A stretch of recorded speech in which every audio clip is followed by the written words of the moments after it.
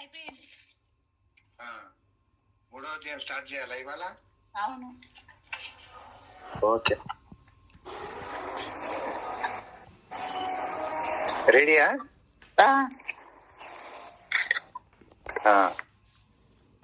First paragraph అది మూడో అధ్యాయం. ఓకే. ఆదికాండం 3వ అధ్యాయము మొదటి 5 వచనాలు. దేవుడైన యెహోవా చేసిన సమస్త భూజంతువులలో సర్పము యుక్తిగలదై ఉండెను. అది ఆ స్త్రీతో, ఇది నిజమా? ఈ తోట చెట్లలో దేని ఫలములనైనను మీరు తినకూడదని దేవుడు చెప్పెనా అని అడిగాను. అందుకు స్త్రీ, ఈ తోట చెట్ల ఫలములను మేము తినవచ్చును. అయితే తోట మధ్యనున్న చెట్టు ఫలములను గూర్చి దేవుడు, మీరు చావకుండానట్లు వాటిని తినకూడదనియు వాటిని ముట్టకూడదనియు చెప్పానని సర్పంతో అనెను. అందుకు సర్పము, మీరు చావనే చావరు, ఏలయనగా మీరు వాటిని దినమున మీ కన్నులు తెరవబడిననియు మీరు మంచి చెడ్డలను ఎరిగిన వారై దేవతల వలె ఉందరనియు దేవునికి తెలియనని స్త్రీతో చెప్పగా అన్నాడు. ఇంకా చదవాలా? సరే, 5 వచనాలు. సరే సార్, చాలే. ఓకే, సరే. ఇక్కడ ఈ యొక్క ఆదికాండము 3వ అధ్యాయంలో ఒక 3, 4, 5 లేదా ఒక 4 పారాగ్రాఫ్లు ఉన్నాయి మొత్తం. మొదటిది శోధన, రెండోది నరుని పతనము, మూడోది శాపము, 4వది ఆదామవ్వలు ఏదైనా తోట నుండి వెలగొట్టబడటం. ఓకేనా? దీంట్లో అమ్మాయి ఫాలో అవుతున్నావా? 4 ఉన్నాయి కదా పారాగ్రాఫ్లు. సరే, మొట్టమొదలు సాతాను ఏం చేస్తుందంటే, అవ్వ ఎక్కడుందో అక్కడికి వచ్చేసాడు.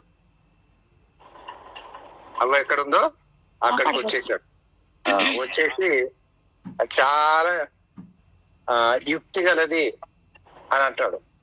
భూజంతువులన్నిట్లో సర్పము చాలా యుక్తి గలది అని అన్నాడు. మరి ఎంత ప్లానింగ్ వేసి వచ్చుంటాడు సాతాను అక్కడికి? చాలా ప్లాన్ వేసి ఉంటాడు కదా. అంతా ఇంత కాదు. ఎందుకంటే సాతాను ఒరిజినల్ గా ఒక కెరూబు, ఒక దేవదూత, ప్రధాన దూత కదా.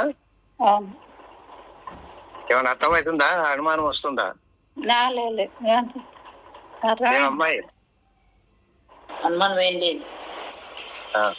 సాతాను ఒక కెరూబు, ఒక దేవదూత, ఒక ప్రధాన దూత. దేవునికి ఉన్నంత జ్ఞానం ఉంది కదా. కాబట్టి ఎవరిని ఎక్కడ ట్రాప్ చేయాలనేది చాలా పర్ఫెక్ట్ గా ట్రాప్ చేస్తాడు. సో ఎంత బాగా ప్లాన్ చేశాడంటే, ఆదాము అవ్వతో లేని సమయంలో, లేని స్థలంలో, మరి ఆ చెట్టుకు దగ్గర, ఏ చెట్టుకు దగ్గర? మంచి చెడ్డ తెలియజేస్తూ ఆ వృక్షంకు దగ్గర, ఆ పండుకు దగ్గర. ఎట్లా అంటే అవ్వకి ఇట్లా చూపించగానే అవ్వ దాన్ని చూసేసి ట్రాప్ అయిపోయింది. ఆ కలరు, ఆ రంగు, రుచి అవన్నీ చూస్తే అవ్వ, ఇప్పుడు మనకేదన్నా మంచి మామిడి పండు, ఒక మంచి సైజు, మంచి షేపు, మంచి కలరు అన్ని కనబడ్డాయి అనుకో, ఎట్లుంటది మనకు? వెంటనే కొని తినాలి. కొనడమో తినడమో, అది బయట కొనే దగ్గర అయితే కొనుడు. అదే చెట్టుకుంటే అబ్బా ఒరిజినల్, ఇక ఇంతకంటే మంచి అవకాశం లేదని అనుకుంటాం. మనకే అట్లుంటే అవ్వకి ఎట్లా అయిండొచ్చు? పోయి అది కూడా మంచి చెడ్డలు తెలియనొచ్చు వృక్షఫలం. కాబట్టి అంత అట్రాక్షన్ చేసినాడు సాతాను. తర్వాత రెండవది ఏం చేశాడు? అనుమానపు విత్తనాలు చల్లేశాడు. వాడి దగ్గర అనేక రకాల విత్తనాలు ఉంటాయి, అనేక ట్రాప్స్ ఉంటాయి. సో అనుమానపు విత్తనాలు, ఎట్లాంటి అనుమానపు విత్తనాలు అంటే దేవుని మీదనే అనుమానం సెట్ చేసినాడు. సో అందుకే ఏమంటారు, ఇది నిజమా అన్నాడు. ఇది నిజమా అంటే సాతానుకు తెలుసు అన్నమాట. ఏమని, దేవుడు ఈ చెట్టు యొక్క ఫలములు తినొద్దు అని అన్నాడని తెలుసు. అంటే సాతాను ఆదాముకు చెప్పినప్పుడు సాతాను అక్కడ ఉన్నాడా? ఆదాముకు దేవుడు మరి ఈ వృక్ష ఫలములు తినొద్దు అని చెప్పినప్పుడు అవ్వ అయితే లేదు కదా? అవ్వ ఉందా? రెండవ అధ్యాయం చివరి భాగంకి వచ్చినప్పుడు వచ్చింది అవ్వ కదా? అవ్వ లేదు, ఆదాము ఉన్నాడు. ఆదాముకు దేవుడు ఆజ్ఞ వేసినప్పుడు 1 to 1, 1 అంటుంటాం కదా, 1 to 1. ఇప్పుడు మూడో వ్యక్తి లేనే లేడు, దేవునికి కూడా తెలుసు. మరి ఆదాముకు చెప్తా ఉన్నాడు అంటే సాతాను ఎక్కడ పోయినా అక్కడ ఉంటాడు. అసలు గాలి దూరం చోటు కూడా వాడు ఉంటాడు, గాలి దూరం చోటు కూడా వాడు ఉంటాడు. అంటే వాడు ఎంత సటిల్లో మీరు ఆలోచించండి. సరే, మొత్తానికి అవ్వను ఒంటరిగా చేసేసాడు. అవ్వను ఒంటరిగా చేసేసి అనుమాన విత్తనాలు చల్లేశాడు. ఇక అది పర్మనెంట్ మానవునికి. అసలు ఏమంటా చూడు, అసూయ పుట్టి ఫలానా పుట్టారు, ఫలానా పుట్టి ఫలానా పుట్టారు అట్లా అంటా ఉంటారు కదా. అట్లా ఇప్పుడు ఈ అనుమానము అనేది పెనుభూతం లాంటిది. అనుమానం వచ్చిందంటే అది అటో ఇటు తేల్చి పారేయాల్సిందే. దాన్ని అట్లా పెట్టుకుంటే జీవితాంతం అది ఉండే ఉంటది. కాబట్టి అటువంటి విత్తనాలు చాలా పవర్ఫుల్. ఏ విత్తనం కూడా అంత పవర్ఫుల్ ఉండదు. మరి అటువంటి పవర్ఫుల్ విత్తనం ఇప్పుడు దేవుడు వాక్యం అనే విత్తనం మనకి ఇచ్చాడు కదా. మరి విత్తువాని విత్తనం ఇచ్చి ఉపమానం మత్తయి సువార్త 13వ అధ్యాయంలో చెప్పాడు. అదన్నా గానీ ముండ్లలో పడ్డది, త్రోవ ప్రక్కన పడ్డది, రాతి నేలను పడ్డది, మంచి నేలను పడ్డది. కానీ ఇది మాత్రం పర్ఫెక్ట్ గా హృదయం అనే నేలలో పడింది. హృదయం అనే నేలలో పడింది. కాబట్టి సాతాను అంత యుక్తి గలదన్నమాట. సో ఇది నిజమా అని అంటే మనకేమనిపిస్తుంది? కొంచెం డౌట్, అవునో కాదు కదా. సరే, నెక్స్ట్ ఏమంటున్నాను, ఈ తోట చెట్లలో దేని ఫలములనైనను మీరు తినకూడదని దేవుడు చెప్పానా? ఎందుకు అవ్వను అడగలే, ఆదామును అడగలేదు? ఎందుకు అడగలేదు అని అంటే ఆదాం పర్ఫెక్ట్ గా చెప్పాడు. చెప్పినా అని చెప్పడం నాకే కదా చెప్పింది అని అంటాడు. అవునా కదా? కానీ ఇక్కడ అవ్వగా అని అడిగినప్పుడు చెప్పినా అంటే ఆమె ఏమంటది, నాకైతే చెప్పలేదు, ఆదాంకు చెప్పాడు అనాల కదా. ఆదాంతో చెప్పాడు. అటువంటి సిచ్యుయేషన్ క్రియేట్ చేసింది అది. తర్వాత ఏమంటుంది మరి, అందుకు స్త్రీ, ఈ తోట చెట్ల ఫలములను మేము తినవచ్చును, అయితే తోట మధ్యనున్న చెట్టు ఫలములను గూర్చి దేవుడు మీరు చావకుండానట్లు వాటిని తినకూడదనియు ముట్టకూడదనియు చెప్పినని సర్పంతో అన్నాడు. దేవుడు అట్లా అన్నాడా? లేదు, తినకూడదు అన్నాడు అంతేనే. తినమున సత్యదు అన్నాడు. మరి అవ్వేం చేసింది? కలిపి చెరిపింది. అసలు వాక్యంలో దేవుడు 3 సార్లు చెప్పాడు. బిగినింగ్ లో చెప్పాడు, మధ్యలో చెప్పాడు, చివర్లో చెప్పాడు. ఈ యొక్క వాక్యంతో ఏది కలపకూడదు, ఏది తీసేయకూడదు అని చెప్పాడు కదా. కానీ మానవులు ఇప్పటికి కూడా కలుపుతూనే ఉన్నారు ఈ సాతాన్ లాగా అనుమాన విత్తనాలవి. కాబట్టి ముట్టకూడదు అని చెప్పలేదు దేవుడు. చావకుండునట్లు అనలేదు. తింటే తెస్తారన్నాడు అంతేగాని చావకుండునట్లు అని చెప్పలేదు.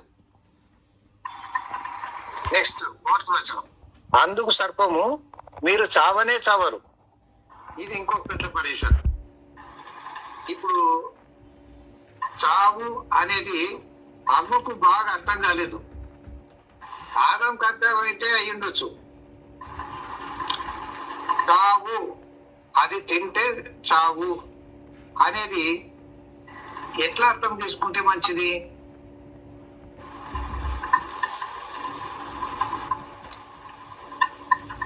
తిను తినమున నిశ్చయంగా చచ్చేదవు అన్నాడు కదా. అవును. అంతేగాక ఆ తోటలో ఉన్న వృక్ష ఫలములను నీవు నిరభ్యంతరంగా తినవచ్చును అన్నాడు 16వ వచనంలో. అయితే మంచి చెడ్డల తెలివినచ్చు వృక్ష ఫలములను తినకూడదు, ప్రొహిబిటెడ్. నీవు వాటిని తిను దినమున నిశ్చయంగా చచ్చేదవని నరునికి ఆజ్ఞాపించాడు. అట్లయితే మరి అన్ని పొల్యూట్ చేసి పారేసింది ఈ యొక్క సర్పం. నెక్స్ట్ ఏం చేస్తుంది? మీరు చావనే చావరు, ఏలైనగా మీరు వాటిని తిను దినమున మీ కన్నులు తెరవబడనని, మీరు మంచి చెడ్డలను ఎరిగిన వారై దేవతల వలె ఉందురని దేవునికి తెలియనని స్త్రీతో చెప్పగా, ఇక్కడ ఇంకా ఒక మోసం దాంట్లో packed with by 1 get 1 free. ఏమంటుంది? బై 1 get 1 ఫ్రీలో కొన్ని ఎక్స్ట్రా వస్తుంటాయి కదా. మీ కన్నులు తెరవబడతాయి, మీరు మంచి చెడ్డలను ఎరిగిన వారై దేవతల వలె ఉందిరా నీవు. ఇప్పుడు ఇంతకు మనం అట్లా చదివేసి వదిలేస్తా ఉంటాము, కానీ అమ్మ ఏ రూపంలో ఉంది?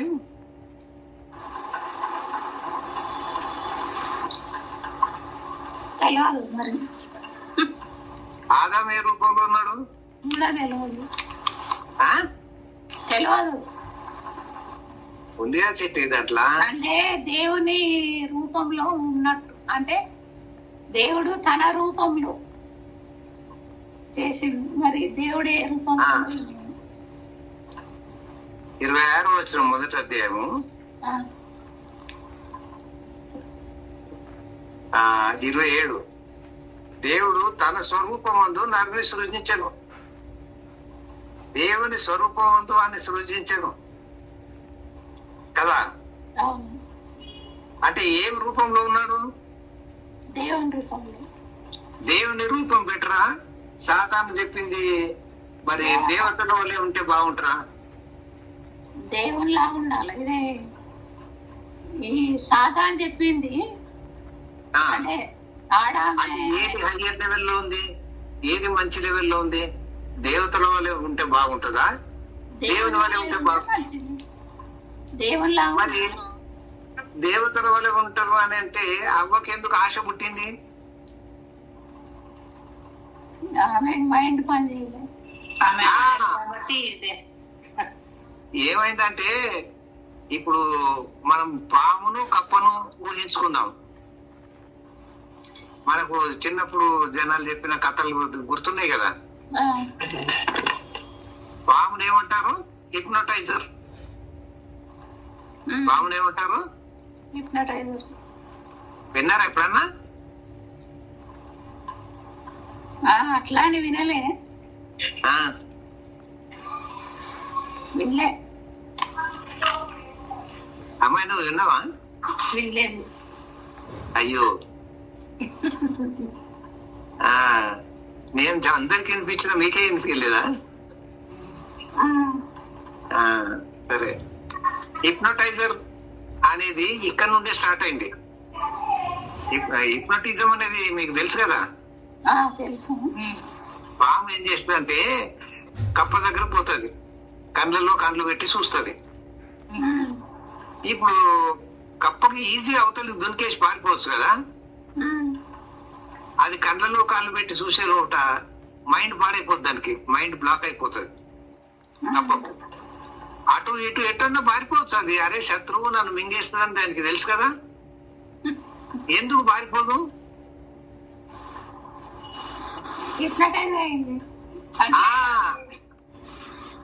పాము పాము హిప్నటైజర్, అది హిప్నటైజ్ అయిపోయింది, అందుకని అది పారిపోదు. ఎంత ప్రమాదం కదా. అవును. అట్లాగే మనల్ని ఎవరైనా హిప్నటైజ్ చేస్తే, ఇప్పుడు ఈ రోజుల్లో చూడండి, బ్యాంకుల్లో దాంట్లో దీంట్లో డబ్బులు దాచుకున్న వాళ్ళను నువ్వు అదేమో అరెస్ట్ అయినావు, డిజిటల్ అరెస్టా?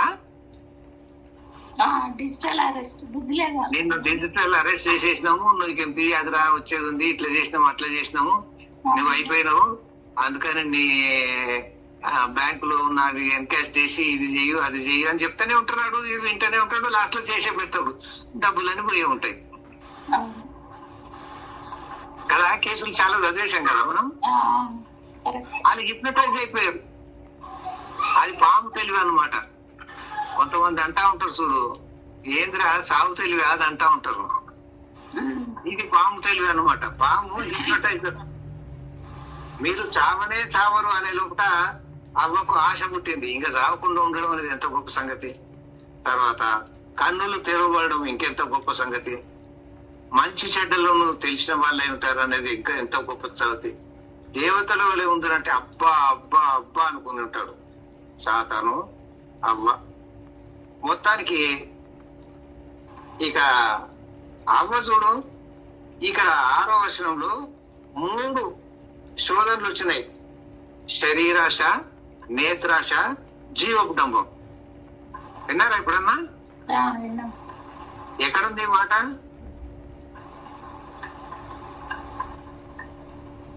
యోహాను పత్రికలో ఉంది కదా. మెల్లగా చదువుకోండి, నేను టైం వేస్ట్ చేయదలుచుకోలేదు. యోహాను పత్రికలో శరీరాశ, నేత్రాశ, జీవకుటుంబం. యేసయ్య కూడా ఇవే 3 శోధనలు వచ్చాయి తెలుసా? ఎక్కడ చూస్తాం అది? మత్తయి సువార్త 4వ అధ్యాయము, లూకా సువార్త 4వ అధ్యాయం. సరేనా? మరి యేసయ్య వాటన్నిటిని అధిగమించాడు. ఎట్లా అధిగమించాడు? వాక్యం. Very good. వాక్యమే. వాక్యం ద్వారానే 3 రెండేమో ద్వితీయోపదేశకాండం నుండి, ఒకటేమో 91వ కీర్తనలో వచ్చాడు కదా.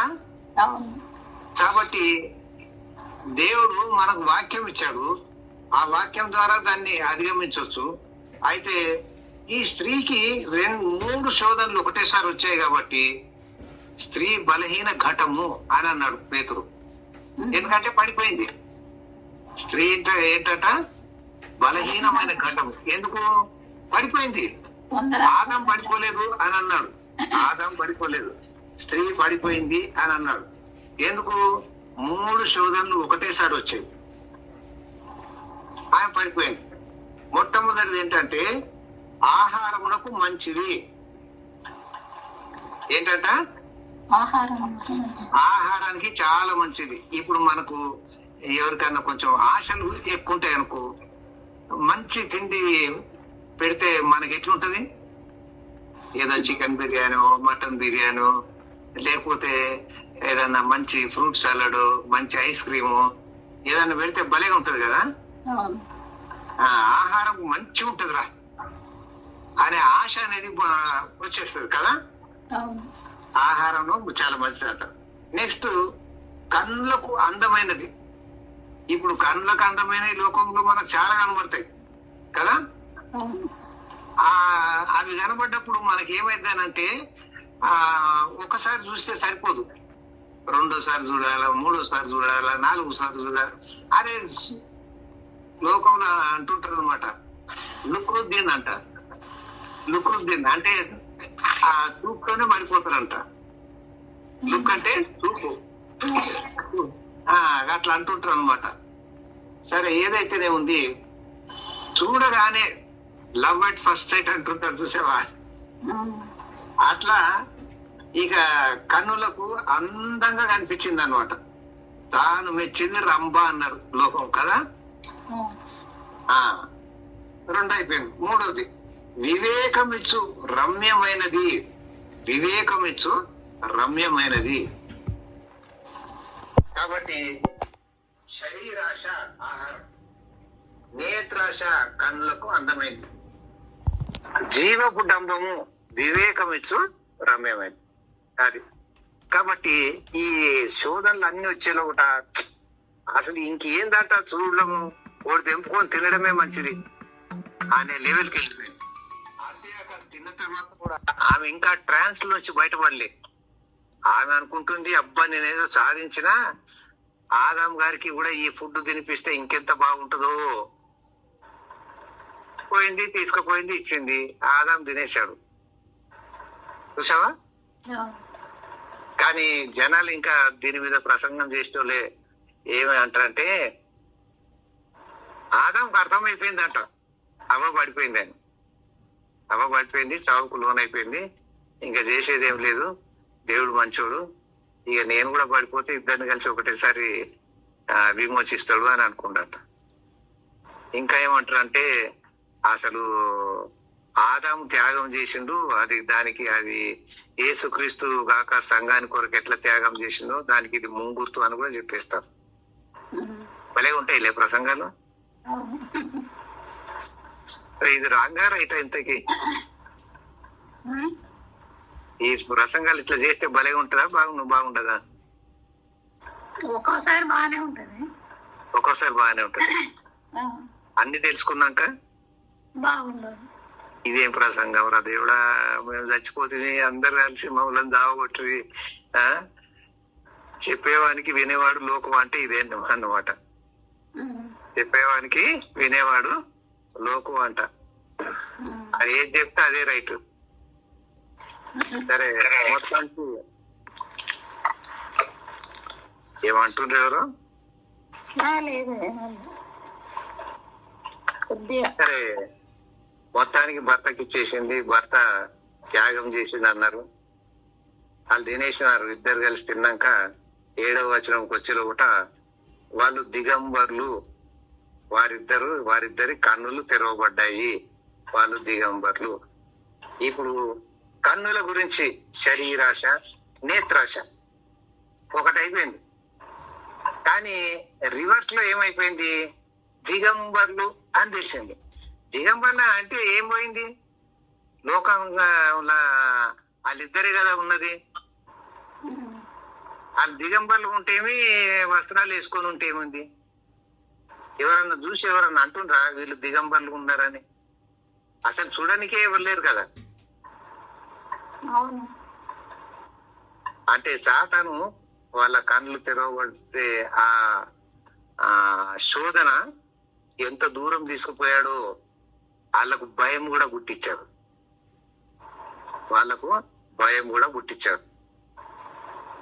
ఎందుకనంటే వాళ్ళు దిగంబర్లు అని తెలుసుకొని అంజూరపు ఆకులు కుట్టి తమ కట్టడములను చేసుకొని అన్నాడు. అయితే 8వ వచనం, చల్లపూటను ఆదామును అతని భార్య తోటలో సంచరించున్న దేవుడైన యెహోవా స్వరం విని దేవుడైన యెహోవా ఎదుటికి రాకుండా తోట చెట్ల మధ్యను దాగుకొనగా దేవుడైన యెహోవా ఆదామును పిలిచి నీవు ఎక్కడ ఉన్నావని. అందుకు అతడు నేను తోటలో నీ స్వరము వినినప్పుడు దిగంబరినిగా ఉంటుంది కనుక భయపడి దావుకుంటున్నాను. ఇప్పుడు 3వ సమస్య వచ్చింది, భయము అనేది ఇక్కడ ఫస్ట్ టైం వస్తా ఉంది కదా బైబిల్లో.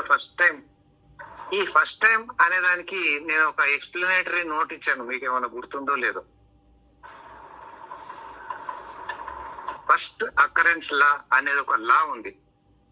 ఫస్ట్ అకరెన్స్ లా అంటే మొదటిసారి ఎక్కడైతే ఇటువంటి మాటలు వస్తాయో ఇవి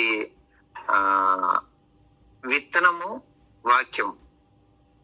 వాక్యము అనే విత్తనాలు ఇవి ఒరిజినల్ సీడ్స్. నేను ఇంతకు ముందు చెప్పాను కదా మొదటి అధ్యాయంలో, విత్తనములు ఇచ్చు చెట్లు ఏమన్నాడు? విత్తనములు ఇచ్చు చెట్లు. ఆ విత్తనాలు కూడా ఎట్లుంటాయంట? మళ్ళీ విత్తనాలు వస్తాయి, మళ్ళీ పండు వస్తుంది, మళ్ళీ విత్తనం వస్తుంది, మళ్ళీ ఒరిజినల్ అంతా. ఏమైనా డూప్లికేట్ వస్తుందా? రాదు కదా. ఆ మధ్య ఫారినర్స్ ఈ కాటన్ షీట్స్ అమ్మేవాళ్ళు. ఆ కాటన్ షీట్ ను మోనోశాంటో అనేవాళ్ళు. పేరు వినే ఉంటారు కదా రాజా? మోనోశాంటో అనే కాటన్ విత్తనాలు, కాటన్ సీడ్స్ అమ్మేవాళ్ళు మార్కెట్ లో. వినలేదా?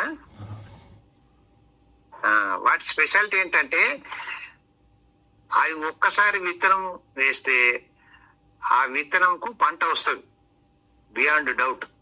కానీ ఆ వచ్చిన పంటలోంచి మళ్ళీ విత్తనాలు సేకరించి పంట వేస్తే పంట రాదు కదా, చెట్టు మంచిగా వస్తుంది, పంట రాదు. పంట రాదు. అది అక్కడ అసలు వాస్తవంగా మోనో అని అంటేనే అదన్నమాట, మోనోశాంటో. జనాలు గమనించలేకపోయారు. పత్తి రైతు ఆత్మహత్య అక్కడ స్టార్ట్ అయిపోయింది. విత్తనం భలే ఉంటది, చెట్టు భలేగా వస్తుంది, అంత గ్రీనిష్ గా ఉంటది, పురుగు పట్టదు, కానీ పంట రాదు. పంట రాకపోతే అది ఎందుకు మనకి? ఇంకా చాలా మంది చచ్చిపోయారు. వీళ్ళేమో చెప్తలేరు సీక్రెట్. మా దగ్గర విత్తనాలు కొనండి అంటున్నారు, వీళ్ళు కొంటా ఉన్నారు. ఆ విత్తనాలు కొంటేనేమో పంట వస్తుంది, భలేగా కాటన్ వస్తా ఉంది. అంటే ఆ సీడ్ లో ఉన్న దాన్ని ఒకేసారి వస్తుంది, అది మళ్ళీ మళ్ళీ మళ్ళీ రాదు. దేవుడు పెట్టింది మళ్ళీ మళ్ళీ మళ్ళీ మళ్ళీ వస్తా ఉంటది. ఆదికాండం 1వ అధ్యాయంలో చూసావా? అది డిఫరెన్స్ అన్నమాట. అర్థమవుతుందా నేను చెప్పేది? మోనోశాంటో కూడా అమ్మే కాటన్ సీడ్స్ ఏమైతాయి? ఒకే పంట వస్తుంది. నెక్స్ట్ మళ్ళీ నీకు విత్తనం రాదు. వచ్చినా గానీ అది చెట్టే వస్తుంది, కానీ పంట మాత్రం రాదు. ఓకేనా? కాబట్టి కొంచెం జాగ్రత్త. అట్లా దేవుని వాక్యం ఒరిజినల్ అయితే దానికి ఫలం వస్తుంది, డూప్లికేట్ అయితే మోనోశాంటో అయితే దానికి ఫలం రాదు. చాలా మంది డూప్లికేట్ గన్లు ఉన్నారు కదా, బేకారు వాక్యాలు చెప్తుంటారు కదా, బేకారు ప్రసంగాలు చేస్తుంటారు కదా, దానికి ఫలం ఉండదు. ఎంత ప్రమాదం ఆలోచించండి. మనకేమో మంచి ఉంది, వాక్యం మంచి ఉంది. మనకు స్టీవెన్ బ్రదర్ చర్చికి పోయేటప్పుడు కొన్ని భలే ప్రసంగాలు చేసేవాడు. ఆ ప్రసంగాల్లో ఫైనల్ గా జోక్స్ ఏ ఉంటాయి కానీ వాక్యం ఉండకపోతుండే. ఇప్పటికీ మేము కొన్ని జోక్స్ చెప్పుకుంటా ఉంటాం, స్టీవెన్ బ్రదర్ ప్రసంగాలు జోక్స్. వాక్యం అసలు గుర్తురాదు. ఆయన ఏం చెప్పిండు, ఎందుకు ఈ జోక్ చెప్పిండు తెలియదు. ఆ జోక్ మాత్రమే గుర్తుండదు. వాక్యం గుర్తుంటదా? ఉండదు. అందుకే జనాలు ఏమంటారంటే ఈ క్రైస్తవ పాదిరీలు, క్రైస్తవ బోధకులు అన్ని పిట్టకథలు చెప్తారని అంటారు. నిజమే, అది పిట్టకథకు బాగానే ఉంటది, కానీ ఒరిజినల్ కి అస్సలు సరిపడదు. కాబట్టి విత్తనములు ఇచ్చు చెట్లు అని చెప్పాడు, చాలా బాగా చెప్పాడు. చూసావా? కానీ యేసయ్య ఏం చెప్తున్నాడు? మత్తయి సువార్త 11వ అధ్యాయంలో 4 నేలలను చూపించాడు. మంచి నేల, త్రోవ ప్రక్కన, ముండ్ల పొద, రాతి నేల. విత్తనం మంచిదే, కానీ నేల బాగలేదు. నేల బాగలేదు. కాబట్టి మన హృదయము మంచి నేల, మన హృదయము మంచి నేల. అట్లయితే ఇక్కడ ఈ యొక్క భయము అనే విత్తనము ఆరంభంలో ఇక్కడ పెట్టిండు అంటే దీనికి చాలా దూరం ఆలోచించాల. ఇది ఎటువంటి భయం? ఇది మంచి నేల లాంటి భయం కాదు. ఇది 365 సార్లు బైబిల్లో భయపడకుడి అన్నారు. ఎందుకంటే దేవుడు మనకు అభయం ఇచ్చాడు, భయపడకుడి. ఆ సముద్రం మీద పోతున్నప్పుడు భయపడకుడి నేనే అన్నాడు. నేనే మార్గము, నేనే సత్యము, నేనే జీవము అన్నాడు. ఆ అభయం ఇచ్చాడు. ఆ అభయం మనం తీసుకోలేకపోతా ఉన్నాం. అందుకని దేవుడు అడుగుతున్నాడు 11వ వచనం. అందుకైనా నీవు దిగంబరు అని నీకు తెలిపిన వాడేవాడు? ఎందుకు భయపడ్డావు నువ్వు? అసలు నీకు ఎవరు చెప్పాడు నువ్వు దిగంబరి ఉన్నావని? ఆయన తెలిసిపోయింది ఆదాముకు. ఎందుకు తెలిసిపోయింది? అది తిన్నాడు కాబట్టి, కన్నులు తెరవబడ్డాయి అన్నాడు కాబట్టి.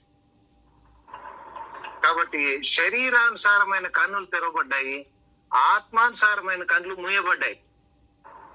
దేవుని సన్నిధికి రానికి ఇష్టం లేదు. ఇప్పుడు మూసుకున్నాడు, కళ్ళు మూసుకున్నాడు, తానే మూసుకున్నాడు. చాలాసార్లు మనము దేవుని దగ్గర రాకుండా కళ్ళు మూసుకుంటాం. పౌలు సౌలుగా ఉన్నప్పుడు ఆయనకు పొరల్లో వంటివి ఉన్నాయి.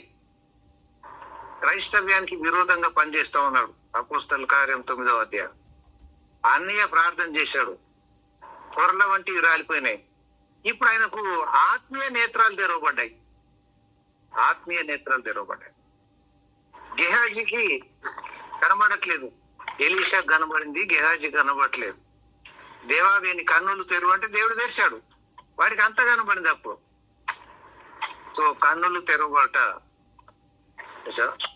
అందుకే సంఖ్యాకాండంలో బిలాము, గాడిదతో బోధించబడిన బిలాము 22, 23, 24, 25, 26 అధ్యాయాలు భలే ఉంటాడు. కన్నులు తెరచిన వానికి వచ్చిన దేవోక్తి అంటాడు. మొత్తానికి నువ్వు అది తిన్నావా అన్నాడు. నువ్వు అది తిన్నావా?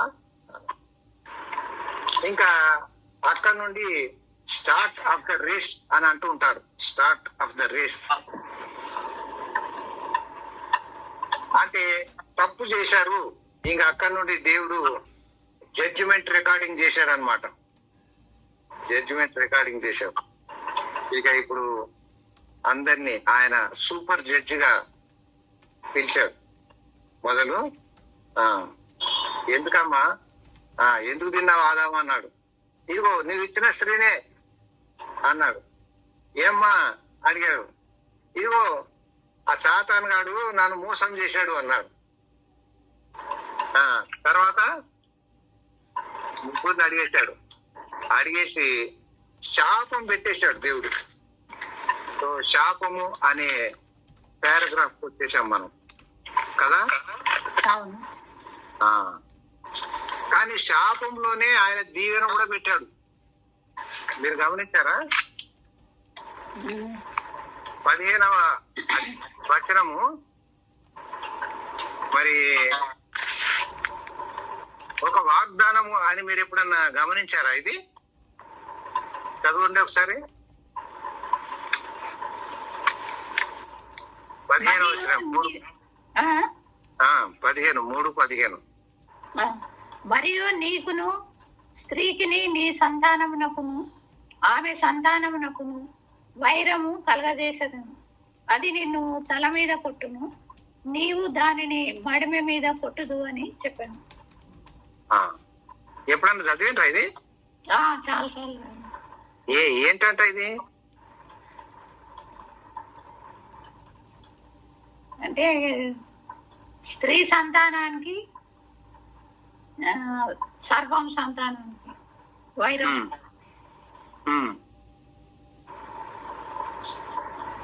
అంటే మామూలుగా పామును ఎక్కడ కొట్టినా చావదు, అది తల మీద కొడితేనే వస్తుంది.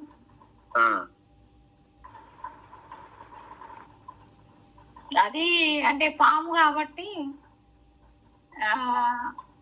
మనిషి మడిమేనే కొడుతుంది. అదొకటి.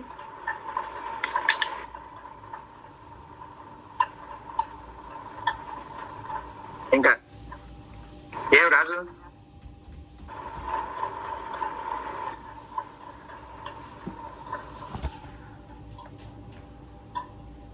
రాజు అంటే ఏమన్నా చెప్తావా? 15వ వచనం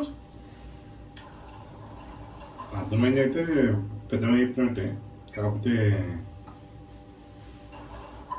దాంట్లో ఒక వాగ్దానం ఉందన్నా కదా. అంటే సంతానం అంటే జనరేషన్స్ అన్నాడు. అంటే స్త్రీకి ఒక అంటే జనరేషన్స్, ఆమె ఆ, ఒక అంటే ఒకటి కాదు, జనాంగాలకు తల్లి జనం అట్లే మరి ఈ సర్పాలు కూడా మరి వాటి ఆ, జాతి కూడా చాలా ఉంది అన్నమాట. రాజు నువ్వేమంటావు? ఇప్పుడు ఆ వచనంలో అంటే మనం స్ప్రెడ్ చేస్తే రకరకాల ఇది ఉంటుంది. ఒకటేమో అదే చెప్పమన్నా. ఇప్పుడు ఆఫ్ స్ప్రింగ్ అని ఉన్నది. ఆఫ్ స్ప్రింగ్ అంటే అది మనం క్రైస్ట్కి రెఫర్ చేసుకోవచ్చు, మెసాయా అని. మరి క్రషింగ్ ది హెడ్ అంటే సాతాన్ని చెత్తగొట్టిండు అని మనము ఆ విధంగా విక్టరీ ఓవర్ ది ఈవిల్ అని సంబోధించుకుంటాం కదా. సో ఆ విధంగా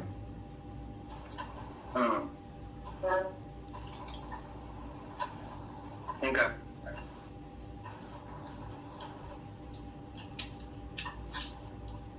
అమ్మాయి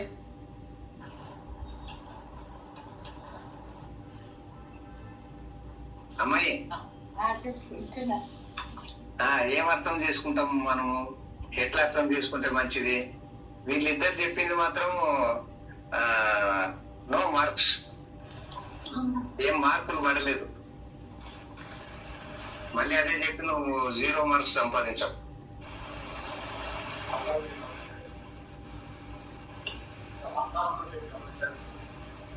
దాంట్లో ఒక వాగ్దానం ఉంది అని అన్నాను నేను. కొంతమంది బోధకులు చెప్తా ఉంటారు, మీరు ఎప్పుడన్నా ఏమన్నా విన్నారా? ఏటా వాగ్దానము?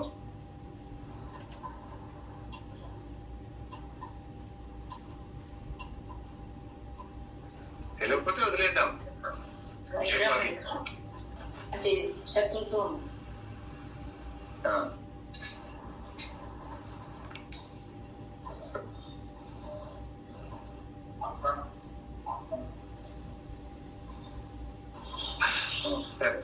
మళ్ళీ చదువుతాను. అంటే ఏంటి నువ్వు అది చెప్తానే ఉంటేనే వైరం అంటున్నావు? ఏమైనా ఎక్స్ప్లెయిన్ చేస్తే తీయు, లేదంటే నేను చేస్తాను. నేను ఎట్లా చేస్తాను అనుకో. సరే, మంచిగా వినండి. మళ్ళీ నేను అడుగుతాను, మళ్ళీ ప్రశ్న అడుగుతాను. ఇది చాలా ఇంపార్టెంట్. మొట్టమొదటి వాగ్దానం ఇది, విన్నారా? మరి ఏడేనిక్ కవనెంట్ అని అంటారు దీన్ని. ఏడేనిక్ కవనెంట్, ఏదేని తోటలో చేయబడిన వాగ్దానము అని అంటాం. మరియు నీకును స్త్రీకిని నీ సంతానమునకును ఆమె సంతానమునకు వైరం కలుగజేసేదను అన్నాడు. ఇక్కడ స్త్రీ, నీకును స్త్రీకిని, నీ సంతానమునకు ఆమె సంతానమునకు. ఆమె సంతానం అన్నాడు కదా, ఆదాం సంతానం అనవచ్చు కదా. అన్నాడా? ఎందుకని?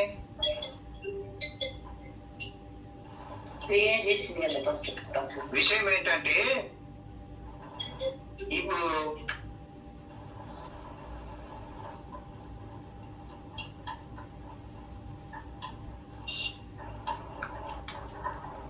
యేసయ్య ఎవరి కుమారుడు?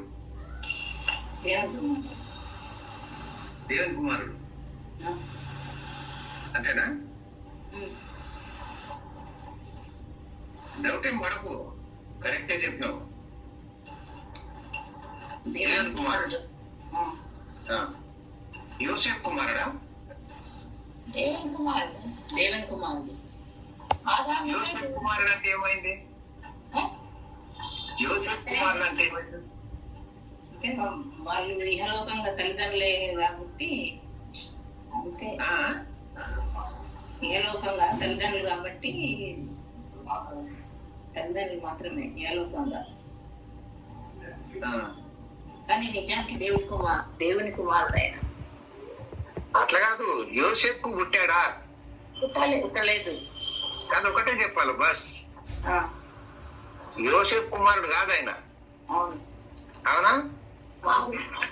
అట్లాగే స్త్రీ అన్నప్పుడు ఇక్కడ స్త్రీకి సొంతగా సంతానం రాదు. ఉమ్, ఆదం వల్ల సంతానం వస్తుంది ఇక్కడ, ఉమ్, కానీ స్త్రీ సంతానము అని అంటే యేసు ప్రభు అన్నమాట. ఆదాము ఫాదర్ కాదు. అర్థమవుతుందా? అర్థం కాలే. అర్థం కాలే కొంచెం మామ. ఇబ్బందిగా ఉంది కదా. కాలే మళ్ళీ చెప్పండి.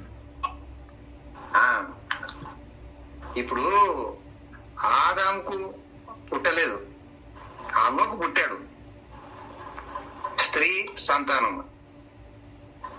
అంటే నరరూప యోహాను సువార్త 1వ అధ్యాయం 14వ వచనం ఉన్నాడు, శరీరధారి అయి కృపా సత్య సంపూర్ణుడుగా మన మధ్య నివసించాడు. శరీరధారిగా ఆయన వచ్చాడు.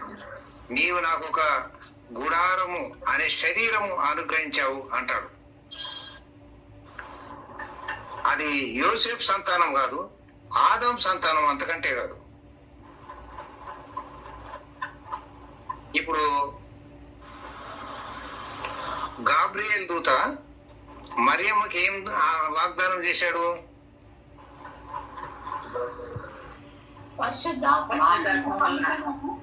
ఆ, కాబట్టి ఆయన యోసేపు కుమారుడు అనొచ్చా?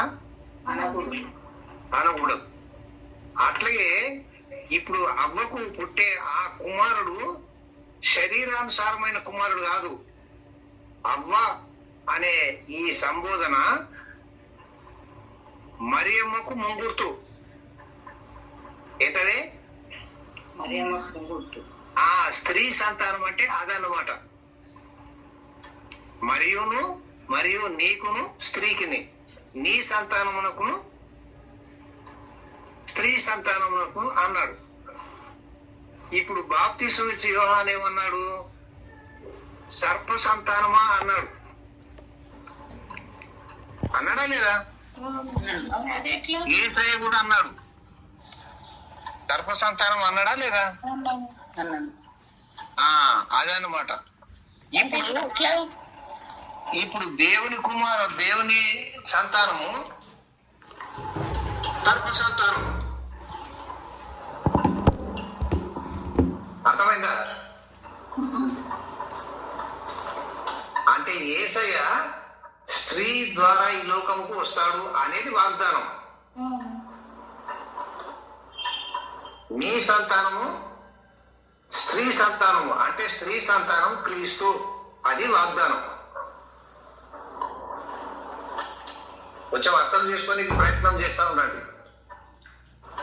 ఎంబడెంబడే ప్రశ్నలు వేస్తే తొందరగా అర్థం కాదు. అది కొంచెం అట్లా యాక్సెప్ట్ చేసేస్తే దాని తర్వాత అది భలేగా ఉంటుంది. సరేనా? ఎవరి సంతానం అది? స్త్రీ సంతానము అంటే పురుష ప్రయత్నం లేకుండా అన్నమాట. యోసేపు ప్రయత్నం లేకుండా అన్నమాట. కొంచెం అర్థమైందా? గాబ్రియేలు ఏమంటున్నాడు? పరిశుద్ధాత్మ వలన నీవు గర్భం ధరిస్తావు.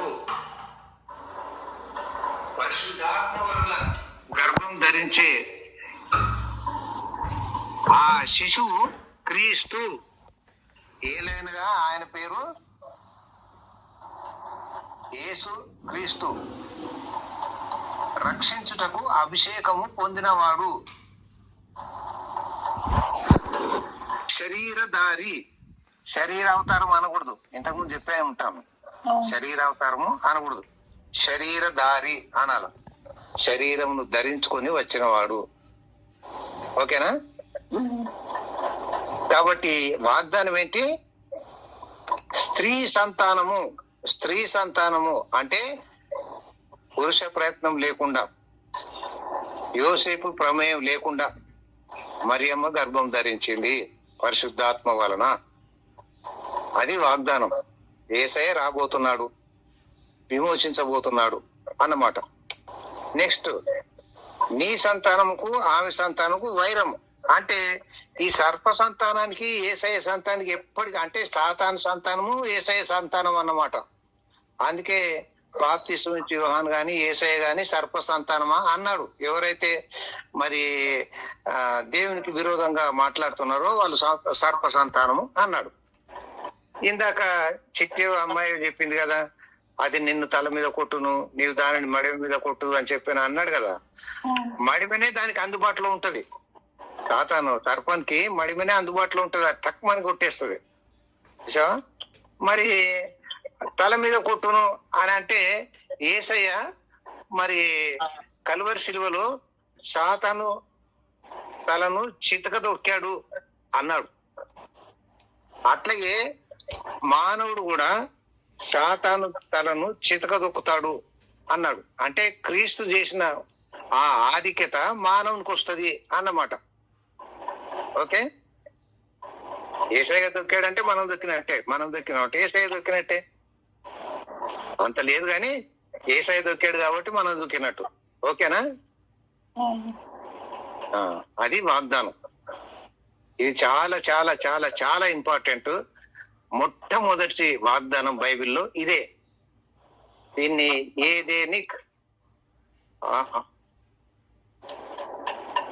ఏదేను తోటలో చేయబడిన వాగ్దానము, స్త్రీ సంతానము క్రీస్తు. ఓకేనా? అర్థమైనట్టేనా? కొంచెం లేట్ అయినా మనకు అర్థం కావడం ఇంపార్టెంట్. ఏం రాజు, అర్థమైనట్టేనా?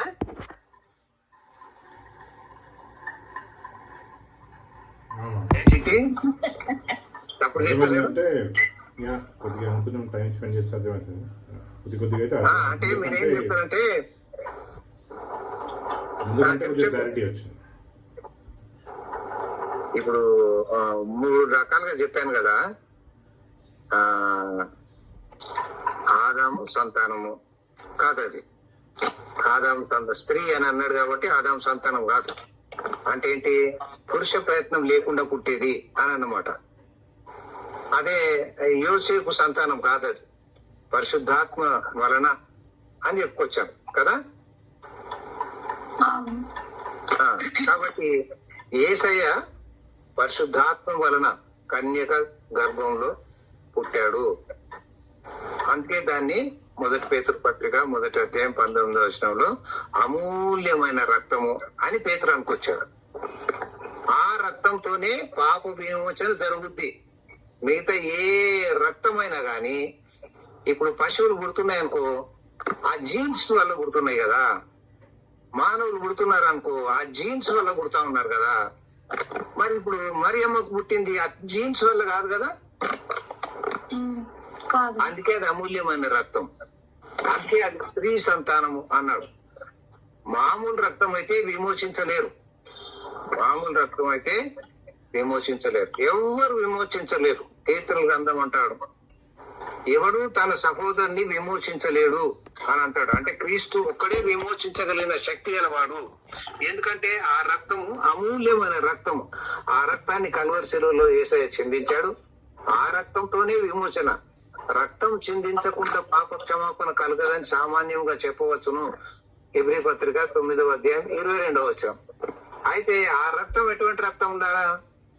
అమూల్యమైన రక్తం. ఇటువంటి రక్తం అయి ఉండకూడదు. అందుకే గొర్రెల యొక్కయు మేకల యొక్కయు రక్తము పాపమును సారి మళ్ళీ జ్ఞాపకంలో తెచ్చింది కానీ తీసేయలేదు. ఇప్పుడు ఆదికాండం 3వ అధ్యాయం 21వ వచనంలో మరి దేవుడు చర్మపు చొక్కాయలను తగిలిచ్చాడు వాళ్ళకి. ఆ చర్మపు చొక్కాయలు తగిలిచ్చాడు అని అంటే ఒక జంతువుని చంపాడు అన్నమాట. ఆ రక్తము క్రీస్తు రక్తానికి ముంగుర్తుగానే వచ్చింది కానీ ఆ రక్తము పాపాన్ని తీసివేయలేదు, అది జ్ఞాపకం చేస్తుంది మాత్రమే. అందుకని ఆ రక్తము ఒకవేళ ప్రధాన యాజకుడు అర్పించినా, ఇంకా ఎవరు మోసే గాని అహరోను గాని ఇంకెవరు అర్పించినా గాని అది పాపాలని జ్ఞాపకం చేస్తుంది గాని పాపాలని సమూలంగా తీసివేయదు. పాప పరిహారం కొరకు దేవుడు దాన్ని అంగీకరిస్తాడు అంతవరకే. కానీ పాపాన్ని తీసివేయలేదు. అది పాపాన్ని గుర్తు చేస్తా ఉంటది. కానీ యేసు రక్తము ప్రతి పాపం నుండి మనలను పవిత్రంగా చేయము. 1 యోహాను పత్రిక 1వ అధ్యాయం 7 నుండి 9 వరకు. ఓకేనా? ఏమన్నా పర్లేదంటావా? చెప్పన్నా. మీరేం చేస్తారంటే ఈ పాజిటివ్ పాయింట్ తోని, నేను చెప్పిన పాయింట్ తోని దీన్ని బాగా చదవండి. ఇది వాగ్దానం అని గుర్తుపెట్టుకోండి.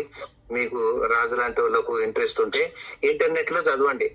వాట్ ఆర్ ది కవెనెంట్స్ అని అడిగితే కొంతమంది 7 అంటారు, కొంతమంది 10 అంటారు, అట్లా అంటా ఉంటారు. కానీ నేను 7కు రైట్ ఇస్తా ఉంటాను. 7 అనేది చాలా ఇంపార్టెంట్. ఏదేను తోటలో చేయబడిన వాగ్దానం అని అంటాను. అది స్త్రీ సంతానము. స్త్రీ సంతానం అంటే యేసుక్రీస్తు ప్రభువుకు ముంగుర్తు అనే వాగ్దానం దేవుడు ఇచ్చాడు అనేది మనం గమనిస్తాం. అదే మరి మరియమ్మకు గాబ్రియల్ దూత వాగ్దానం చేసింది. దాని తర్వాత మరొక్క మాట, ఫినిషింగ్ క్లోజింగ్ మాట, మరి దేవుడు ఆదాంతో ఒక మాట అంటాడు. ఆదాం కాదు, అబ్రహాంతో ఒక మాట అంటాడు.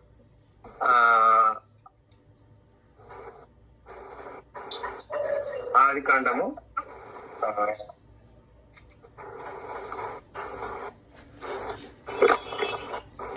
18వ అధ్యాయము 19వ వచనం చదవండి.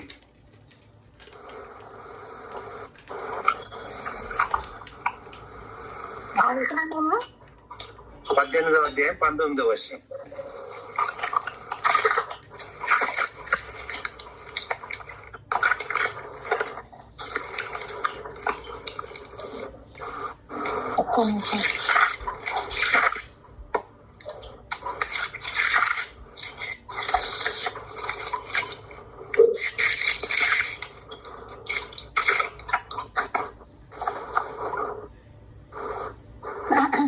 ఎట్లనగా యెహోవా అబ్రహామును గూర్చి చెప్పినది అతనికి కలుగజేయనట్లు తన తర్వాత తన పిల్లలను తన ఇంటి వారును నీతి న్యాయంలో జరిగించుచు యెహోవా మార్గమును గైకొంటకు అతడు వారికి ఆజ్ఞాపించినట్లు నేను అతన్ని ఎరిగి ఉన్నానని.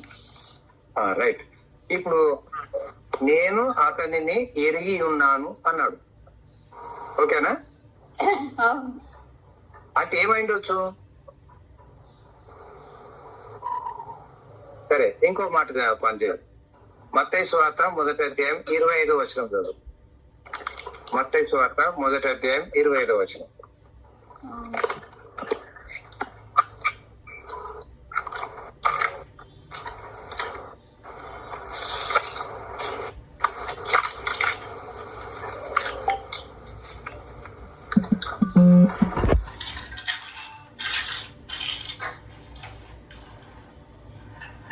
ఆమె కుమారుని కనువరకు ఆమెను ఎరగకుండెను. అతడు ఆ కుమారునికి యేసు అను పేరు పెట్టాను. ఆమె కుమారుని కని వరకు ఆమెను ఎరగకుండెను. అంతేనా? అంతే. అంటే ఏమన్నమాట? అంటే భార్యాభర్తల సంబంధము అన్నట్టు. భార్యాభర్తల సంబంధం. బాగా చెప్పా. ఇంకా అంటే అక్కడ ఎరగకుండేను, ఇక్కడ ఎరిగి ఉన్నాను.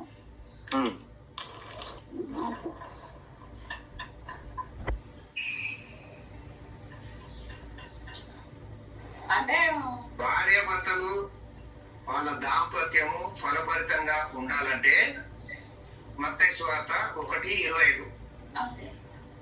అంతే కదా? అంతే. అట్లాగే ఈ ఆదికాండం 18వ అధ్యాయం 19వ వచనంలో అది కూడా ఇది ఆత్మీయ రీతిగా, అది శరీర రీతిగా. ఏమన్నా అర్థమైందా? ఏం రాజు, రేపు నువ్వు బోధకుడు కదా, అందుకని నిన్నే అడుగుతున్నా గట్టిగా. ఏం రాజు? ఆదికాండము 18వ అధ్యాయం 19వ వచనంలో ఎరగకుండెను అన్నాడు. ఎరిగి ఉన్నానను అన్నాడు. మత్తయి సువార్త 1వ అధ్యాయం 25వ వచనంలో ఎరగకుండెను అన్నాడు.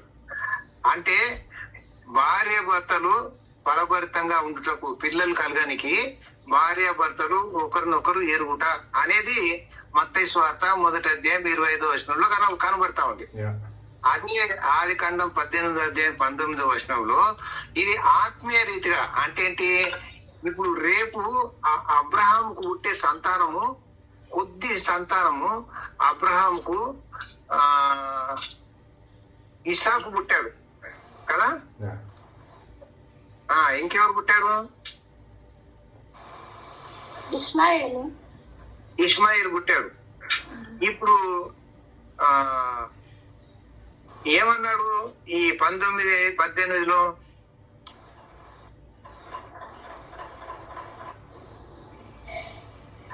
యెహోవా మార్గమును గైకొనుటకు అతడు వారికి ఆజ్ఞాపించినట్లు నేను అతని ఎరిగి ఉన్నానను. అంటే ఇది ఆత్మీయ రీతిగా దేవుడు ఫలభరితంగా చేశాడు అబ్రహామును. అంటే ఆ ఫలం ఏంటంటే ఇస్సాకు, ఇస్మాయిల్ కాదు. అంతే కదా. అదే మరి శరీరానుసారంగా గమనించినట్టయితే యోసేపు ఎరగకుండెను. ఆమె కుమారుని యేసును కనింది. కన్న తర్వాత మళ్ళా ఆయన ఎరిగాడు ఆమెను. ఆయనకు శరీరానుసారమైన పిల్లలు పుట్టారు. మరియమ్మకు గాని యోసేపు గాని శరీరానుసారమైన పిల్లలు పుట్టారు. అవునా కాదా? క్యాథలిక్స్ ఏం చెప్తారంటే చచా అది తప్పు థియరీ, అది అట్లా కాదు, అసలు మరియమ్మ యేసయ్యను మాత్రమే కనింది, ఇంకా ఎవరిని కనలేదు అని చెప్పుకొస్తా ఉంటారు. ఇవన్నీ బేకారు మాటలు, మీరు అవన్నీ నమ్మకండి. వాళ్ళ ఏదన్నా చెప్తా ఉంటారు, ఏది చెప్పినా వాళ్ళ నమ్మకూడదు. వాళ్ళన్నీ కట్టుకథలు. మన పాస్టర్లు చెప్పే పిట్టకథలు కాక అవి కట్టుకథలు. అవి పిట్టకథలు వేరు, కట్టుకథలు వేరు. ఓకేనా? క్యాథలిక్స్ కథలు వింటే మీరు మాయమైపోతారు. సరే, ఏదైతేనే ఉంది, శరీరానుసారంగా పిల్లలు కావాలంటే యోసేపు మరియమ్మను ఎరిగాడు. ఆత్మానుసారమైన పిల్లలు పుట్టినప్పుడు ఆయన మరియమ్మను ఎరగలేదు, ఎరగకుండెను అన్నాడు 1:25లో. అది ఆత్మానుసారమైన పిల్లలు. అట్లాగే ఆత్మానుసారమైన పిల్లల్ని అబ్రహాము కనుకోనికి దేవుడు అబ్రహామును ఎరిగాడు. ఈ సంతానం కాదు, ఇప్పుడు అది దేవుని సంతానం. అది ఓకేనా? వాళ్ళు విశ్వాసులు. ఓకేనా? కొంచెం కష్టపడండి. హోంవర్క్, క్లాస్ వర్క్ 4 సార్లు చదవాల. ప్రొఫెషనల్ ఎగ్జామ్స్ లో మనం ఏం చేస్తామంటే అదే బుక్, అదే పేపర్, అదే ఎగ్జామ్. ఒక్కసారి అర్థం కాదు, 2 సార్లు చదువుతాం. అర్థమైతే రాయగలుగుతాం. అర్థం కాలేదు 3 సార్లు, 4 సార్లు, 10 సార్లు చదువు. కాబట్టి ఒకరికి 10 సార్లకు అర్థమైతే ఒకరికి 2 సార్లకు ఏకసంత అని అట్లా అంటా ఉంటారు కదా. అట్లా మనకు అర్థం అయ్యేదాకా చదువుతూనే ఉండాలా. ఇక there is no other way. ఓకేనా? అట్లా ఇప్పుడు మనం 3:15 బాగా ప్రాక్టీస్ చేయాల. ఆది కాండం 3:15. దాని తర్వాత ఇట్లా అర్థం చేసుకోనికి 19, 18, 19 ఆది కాండము, మత్తయి సువార్త 1వ అధ్యాయం 25వ వచనము. చూసావా? ఇట్లా చదువుతా ఉండాల. ఇంకా నేను ఒక చిన్న ఎక్సర్సైజ్ ఇస్తా. మత్తయి సువార్త 1వ అధ్యాయము 16వ వచనం చదవండి.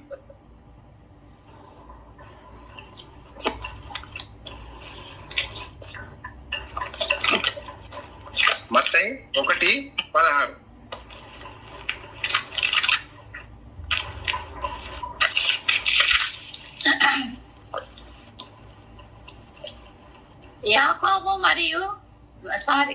యాకోబు మరియ భర్త అయిన యోసేపును కనెను. ఆమె యందు క్రీస్తు అనబడిన యేసు పుట్టెను.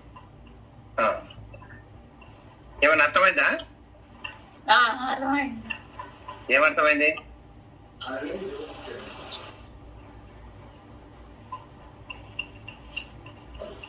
అంటే మరియా వంశావళి. యాకోబు మరియ భర్త అయిన యోసేపును కనెను.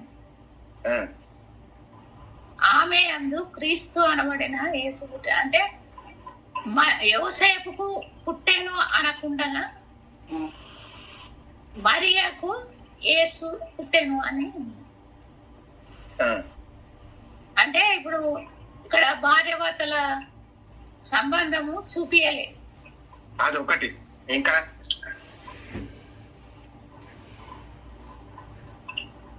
ఇంకొకటి నేను చెప్పేస్తా, మీరు ఒకసారి చదవండి.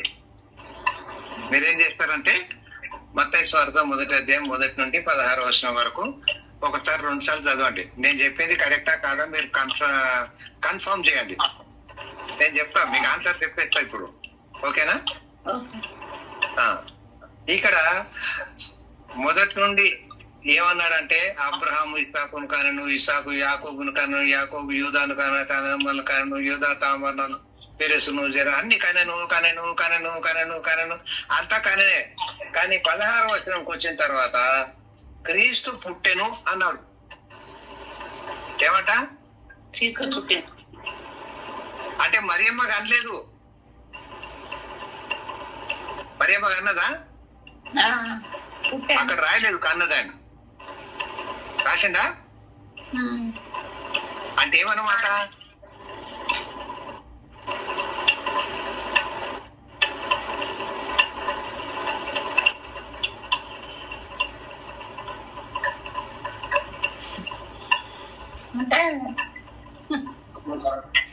అంటే ఇప్పుడు చెప్పినట్టు ఆమె గర్భవేదన నేను ఎక్కువ చేసి ఆమె పిల్లలు పుట్టేటట్టు చేస్తానని అన్నాడు. కానీ ఇక్కడ అటువంటి గర్భవేదన లేకుండానే యేసు ప్రభు పుట్టిండు అనమాట. ఇంకా కనెను అనంటే అది స్త్రీ ప్రయత్నం. కనెను అంటే స్త్రీ ప్రయత్నం, పురుష ప్రయత్నం. కానీ యేసయ్య పుట్టాడు. యేసయ్యని ఎవరు కనరు. అర్థమవుతుందా? యేసయ్యని ఎవరు కనేది లేదు, ఆయనే పుడతాడు. నీతి మంతుడు పడిపోతే 7 మార్లు పడినా గానీ వాడు తిరిగి లేస్తాడు. ఎందుకంటే original gene, original seed, original seed, ఆ ఒరిజినల్ సీడ్ విశ్వాసి పుడతాడు. విశ్వాసి పుడతాడు, ఆయన ఎవరు పుట్టారు. అందుకే విశ్వాసి అనేది యేసయ్య మరి 3వ అధ్యాయం యోహాను సువార్తలో నికోదేము వచ్చాడు. నికోదేముతో చెప్తా ఉన్నాడు. నికోదేముకు అర్థమైందో కాలేదో మనకు తెలీదు, కానీ నమ్ముకున్నాడు ఎట్లనో తీరు. అక్కడ గమనించదగ్గ విషయం ఏంటంటే విశ్వాసి పుడతాడు, ఆయన ఎవరు కానరు. జనితైక కుమారుడు నీవు నేను కూడా ఆయనలో పుట్టాం. మనల్ని ఎవరు కనలేదు. దేవుని స్తోత్రం. పాస్టర్ అంటుండొచ్చు నేను నిన్ను అన్నాను అని, అదేం లేదు. దేవుడు అన్నారు. నిన్ను నన్ను ఎవరు కన్నారు?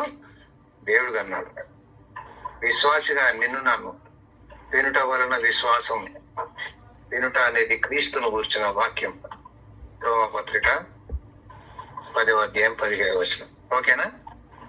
సో మీరు ఇప్పుడు ఏం చేస్తారంటే ఆది కాండము 1వ అధ్యాయము 1 15 వచనాలు మళ్ళీ చదవండి. 3వ అధ్యాయం 1 15 వచనాలు చదవండి.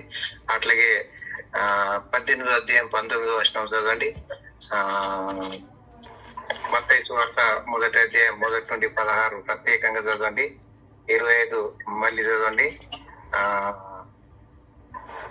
మళ్ళీ 2వ తిమోతి పత్రిక 1వ అధ్యాయము 14వ వచనం కూడా చదవండి.